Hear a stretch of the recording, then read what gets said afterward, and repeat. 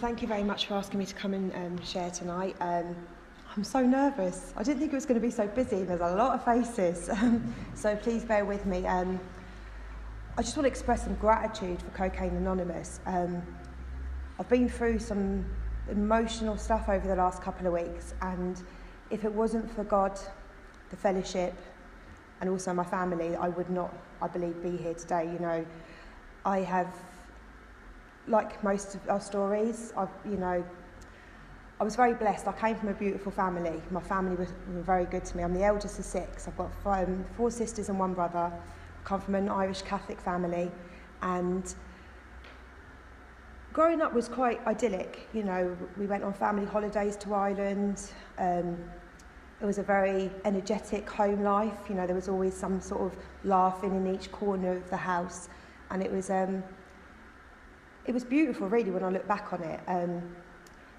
From hindsight, not at the time, but you know, I believe now what I sort of spent a lot of my life doing was I used to try and play up to what I thought everyone else wanted me to be.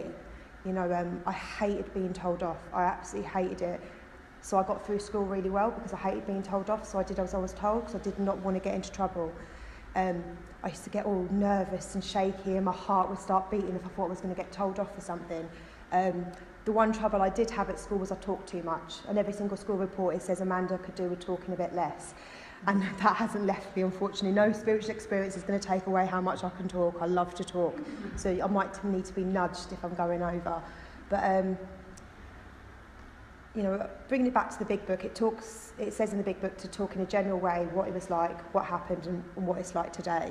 So I'll try and get as much in as possible, because a lifetime is a lifetime, really. You know, 33 years I've been on this planet, and a lot has happened. So like I said, you know, I went through life trying to people please. I now know it's called people pleasing. I would do anything for anyone. Sometimes to get something out of it, but most of the times it was always just so someone would like me. I just wanted to be liked. I hate not being liked. I was very good at, they call it the social chameleon. I was very good at swapping my exterior and even the way I spoke or the way I acted to fit into different groups. I never really had any life-term friends, really. You know, my family, I guess, because they're the ones that had to put up with me, but that was really it. Like, I just went from groups to groups. And I was quite good at I always think of Madonna, the way Madonna used to reinvent herself. That's sort of what I was good at doing, reinventing myself, especially when the shit got heavy. I'd reinvent myself to go on to the next stage. You know, I can remember each of my first time on any of my substances. I remember my first joint. I pulled a whitey. I was not very good with weed. I pulled the biggest whitey, and I got sick into a pond and killed some very expensive fishes, apparently. I can remember my first drink. I was 13. I was in Ireland at something called the Stations, which is where they come round, the priest comes round in the village and they bless your house, and it's a big drinking session. And I remember being given a yellow mug, and in it was vodka and Coke. And I actually remember that warm feeling as it went inside, and just feeling like everything was okay. I didn't care what anyone thought about me. I didn't care about anything. I can still remember that to the day. Same way when I was 18, I remember my first line. You know, it was the day before my 18th birthday. Someone pulled me into the toilet and said, "Here, do this." I watched what she did and copied her. And again, that feeling. But for me, cocaine was the one that really stuck with me. Like, I was always a big drinker. I was always the last one to go home or having a party, wherever. But when it came to cocaine, I just couldn't get enough of it. And slowly, the weekend turned into a Monday night. It turned into a Tuesday night, a Wednesday night, a Thursday night, and a Friday night. It was 7 days a week, flat out. It was always an excuse. I used to use bingo a lot as my excuse to go out and use.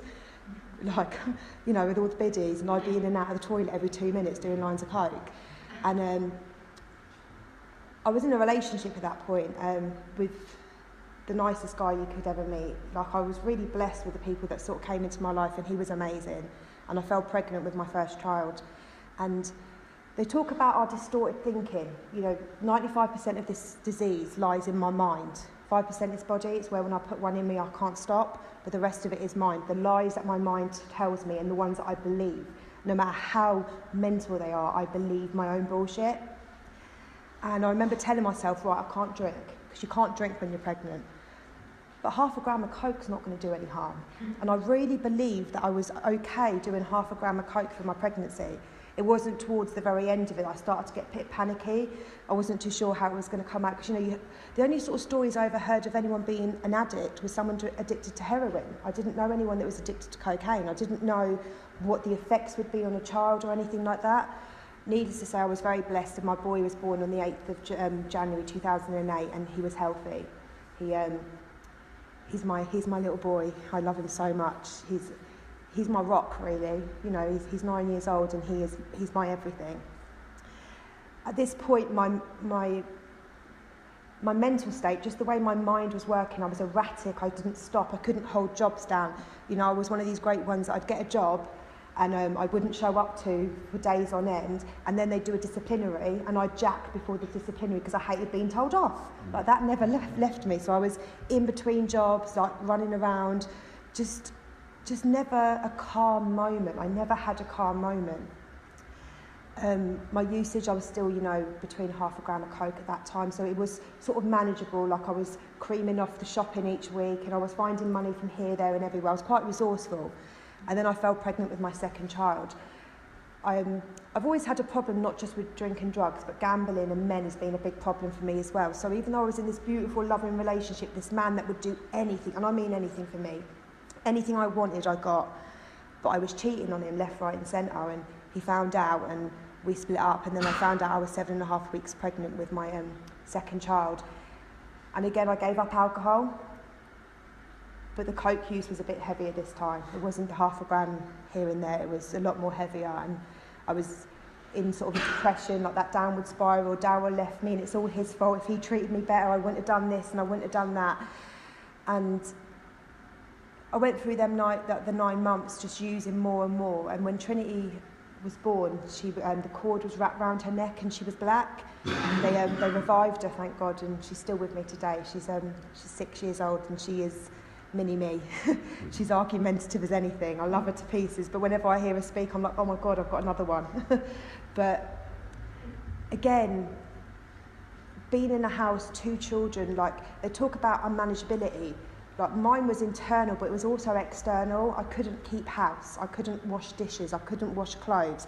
I couldn't look after my children properly. Like, not only were they emotionally neglected, but they were also sort of physically neglected to a point. Like, lucky enough, they went to their dads and my mum was around, so they were fed. But there was days when they probably went to bed hungry, and not because I didn't love them. I loved my children so much, but what I needed was cocaine.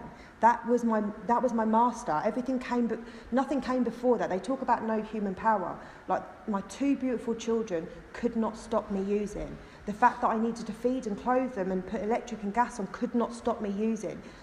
I had all these great intentions of putting the money where they needed to go, and by the end of the day, it was all gone.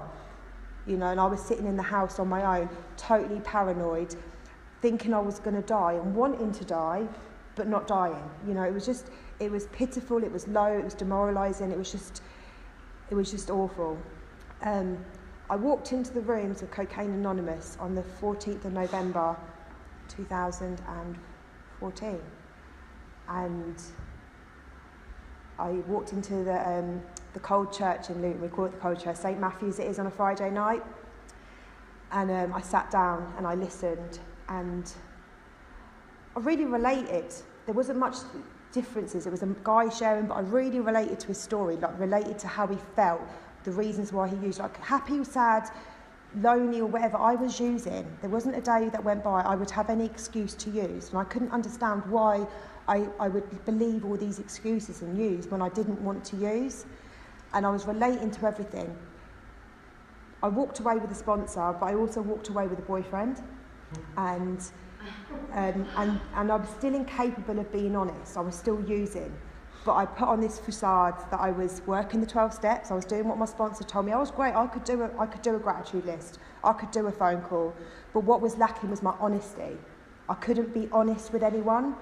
I went through 10 months in the rooms of Cocaine Anonymous, and I set up a meeting in Luton. I set up a meditation meeting. I was absolutely fucking nuts. I was still using, telling everyone I was clean, in this relationship, and actually just doing this guy's head in because I was so fucking nuts. Set up a meditation meeting, and it was just listening to happy hardcore while I was just watching everyone else meditate. It wasn't right, you know, like, I just couldn't. Again, it was that pride thing. I was so prideful. I couldn't tell you. I didn't know how to ask for help. I didn't know how to say, I need help. Can someone help me? All of that obviously came crashing down because you can't live a lie for that long, especially not in Cocaine Anonymous. Everyone sort of twigs onto it after a while because we've all been there. Again, we went through a few more months, different relationships, causing havoc. I ended up giving my children away at this point as well. Like, I'd kept my children, but I got to a point where I just couldn't do it anymore. So everything was starting to go. There was more rock bottoms after rock bottom. And then finally, I just had enough. I literally had that mental break, that internal snap, window of opportunity. There's so many different words for it. And it was just where I was willing to say, do you know what? I need some help. Please help me. And I went away for a couple of months. I got sent away from Luton for a couple of months, which for me was what I needed to do. Like, Luton's my hometown. It's where I grew up in. It's also where I found my recovery. So I went away for 2 months, and I came back with a boyfriend again. But this time, there was a level of honesty. I got a sponsor, and I wasn't fixing on that guy. I had a relationship. Unfortunately, that fella, he used, and he went over and he died. So I had to go through a funeral in recovery, in my early recovery. But I had enough about me at that point. I had a sponsor. Not only was I doing the gratitude lists and the phone calls, I was actually being honest about how I was feeling. I wasn't just ringing up and going, yeah, it's all beautiful, everything's great. I was telling her how I was feeling. I was getting in touch with exactly what was going on for Amanda at that point, at that minute, at that day. I went through the beautiful 12 steps of Cocaine Anonymous. I did a step 4. I don't find it scary. I'd lived that already. I just needed to get that off my chest and share it with someone. I shared my step 4. I travelled an hour and 20 minutes every time I went to see my sponsor each week. And I got caught in traffic in the centre of London. 4 hours it took me to get to my sponsor's house. Like, through no fault of my own. I got there, she was like, I can't listen to your step 4 today because we need to go to a meeting. I was gutted. But the next day, I went back again to share my step 4. And for me, my step 5 wasn't the most freeing part for me. My amends for me was the most freeing part. I went through, made amends to the people that I needed to make. The ones I weren't going to make amends to, I had to go and do first. I've got to admit, I made a couple of amends to people in the fellowship, and they were actually the worst ones. Boy, do they annihilate you in the fellowship when you're making amends, in my experience. But I got through it. I got into another relationship. Unfortunately, I did treat these rooms like a dating agency. I got into another relationship that lad ended up using, and I went through a good few months of fucking hell, but I didn't drink and use. I had God in my life. You know, I do believe that this is a program that unblocks you and gets you connected to a higher power, greater than yourself, whatever you want to call it. For me, it's God. And with that, at 4 o'clock in the morning, when I was fucking feeling lonely and sad and upset and didn't know what to do, that God took me through that, because not everyone is on the phone at 4 o'clock in the morning. I went through, I managed to get my children back. I started university. I started to become a productive member of society. I've also gone back to work, and I've worked through the summer. But it's all thanks to this programme. You know, I got a home group. I became of service, and I do service there. I'm also of service within H&I and PI. I'm also at Area. I make tea and coffee at Area once a month.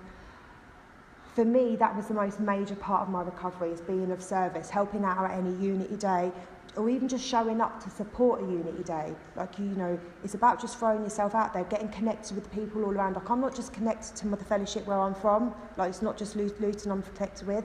I speak to girls all over the country, and that for me helps me.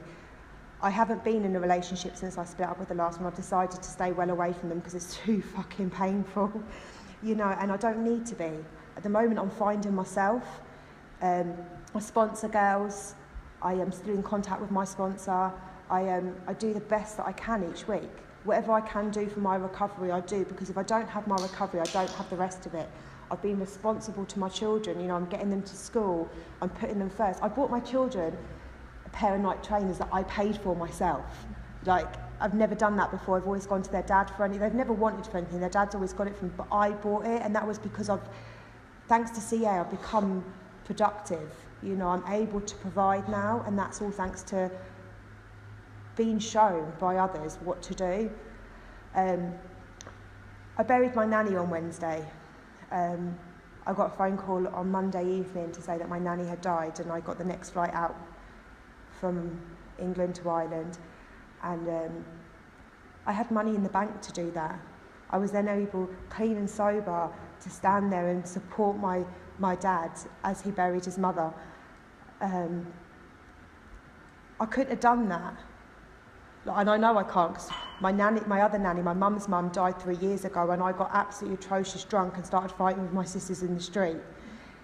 Having a programme, having the 12 steps, and having God by my side and being connected. God's always been there for me, but being connected to God, and that's what the 12 steps does, is it unblocks me and connects me to that power. That I now have a power in my life and I can get through anything. Like, life is life, and it shows up. And it really does. You know, I've had all beautiful experiences. They've grown. I've grown because of them experiences. And if it wasn't for them experiences, I wouldn't be the person I am today. You know, I went through an awful lot in my addiction. There's a lot more that I didn't really go into because it didn't need to be said. But once I started, I could not stop. And no human power could stop me. And it wasn't until I found God in this room, through the 12 steps, that I was able to stop and stay stopped. My clean date is the 10th of February 2016. I'm 19 months clean and sober. That is the longest I've ever abstained from anything.